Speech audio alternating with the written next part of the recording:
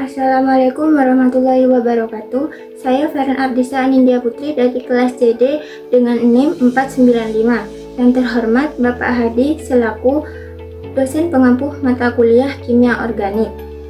Baik, di sini saya akan mempresentasikan tentang asam amino dan protein dari kelompok 4. Yang pertama ada asam amino. Asam amino adalah senyawa penyusun protein yang memiliki gugus amino min NH2 dan karbohidrat min COOH. Asam amino larut dalam air tetapi tidak larut dalam pelarut nonpolar seperti eter, aseton, dan kloroform karena bersifat polar. Selain itu, asam amino memiliki titik lebur tinggi akibat struktur bermuatan Zwitter ion sehingga gaya antar molekulnya kuat. Yang berikutnya ada jenis-jenis asam amino. Asam amino non-esensial adalah asam amino yang disintesis oleh tubuh manusia dengan bahan baku asam amino lainnya. Contoh alanin, asparagin, asam aspartat, asam glutamat, glutamin, dan prolin. Asam amino esensial adalah asam amino yang harus didatangkan dari luar tubuh manusia karena sel-sel tubuh dapat mensintesisnya. Contoh isoleusin, leusin, lisin, metonin, fenilanin, treosin, valin. Asam amino semi esensial adalah asam amino yang dapat menghambat pemakaian beberapa asam amino esensial. Definisi semi esensial juga dapat diartikan asam amino yang dapat mencukupi untuk proses pertumbuhan orang dewasa, tapi tidak mencukupi untuk proses pertumbuhan anak-anak. Contoh arganin, histidin, cysteine, glisin, serin, dan triosin. Yang selanjutnya ada uji reaksi. Yang pertama ada uji Milon. Uji Milon menggunakan bereaksi Milon berupa larutan merkuro dan merkuri nitrat dalam asam nitrat untuk mendeteksi protein yang mengandung asam amino trosin dengan gugus fenolik. Hasil positif ditandai terbentuknya endapan putih yang berubah menjadi merah saat dipanaskan, sedangkan pentosa dan pepton langsung menghasilkan warna merah. Reaksi terjadi karena terbentuknya garam kompleks, triosin, titrasi larutan protein terharus dalam suasana netral atau asam karena suasana basa dapat terbentuk endapan HgOH2 dan mengganggu hasil. Berikut adalah gambar hasil uji reaksinya dan strukturnya. Yang kedua ada uji Hopkins-Cholle. Reagen Hopkins-Cholle mengandung asam gloksilat HOOC- CHO.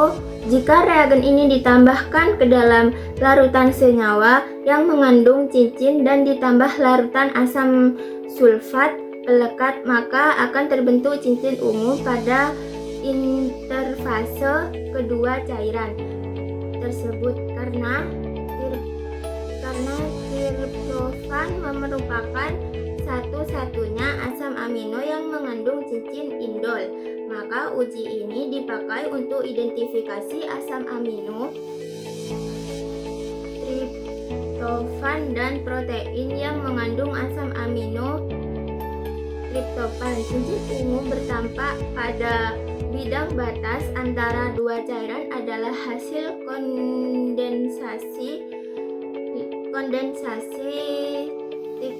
triptofan dengan gugus aldehida dan asam glikosilat dalam suasana asam. Yang ketiga ada uji ninhidrin. Uji ninhidrin digunakan untuk mendeteksi asam amino bebas dan protein dengan menghasilkan warna ungu setelah dipanaskan bersama ninhidrin. Warna ungu terbentuk dari reaksi antar ninhidrin, hidrindatin, dan amonia hasil oksidasi asam amino. Uji ini umum digunakan untuk analisis kualitatif maupun kuantitatif protein dan asam amino termasuk pada urin. Intensitas warna yang terbentuk sebanding dengan konsentrasi asam amino. Pada reaksi ini dilepaskan CO2 dan NH3, sedangkan prolin dan hidroksipolin menghasilkan warna yang berbeda dari asam amino lainnya. Berikut untuk gambar hasil uji reaksi ninhidrin dan strukturnya. Yang kedua ada protein.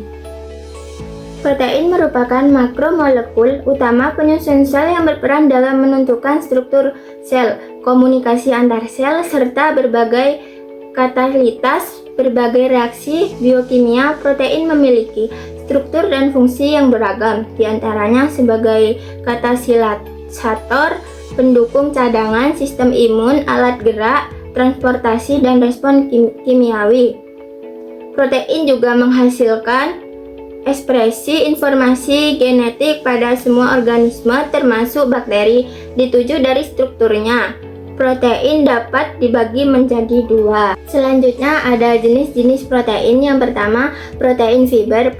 Protein ini berbentuk serat memanjang dengan susunan paralel yang berfungsi sebagai pembentuk struktur jaringan tubuh. Protein fibrous umumnya tidak larut dalam air, tetapi dapat larut dalam larutan garam tertentu. Protein ini kuat, stabil, dan sulit mengalami detruksi. Contohnya adalah kolagen, keratin, rambut, kuku, bulu, dan kulit.